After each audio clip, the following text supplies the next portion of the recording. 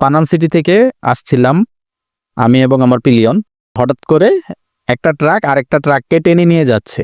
ডান lane থেকে যখন আমি ডান লেনে একটা ট্রাক অলরেডি ছিল, বাম লেনে আসার সময় দেখি যে আরেকটা ট্রাক পুরো মুখোমুখি। প্রথম কয়েক সেকেন্ডের জন্য ভয় পেয়ে যাই।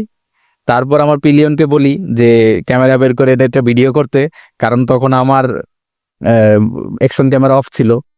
তো সে মোবাইল বের করে পিলিয়ন ভিডিও করে। ভিডিওতে দেখতেই পাচ্ছেন আমি কি বললাম। আর ভিউটা দেখেন, আকাশের এই সন্ধ্যাবেলায় আকাশটা কি সুন্দর লাগতেছে। খুব সুন্দর একটা মুহূর্ত ছিল।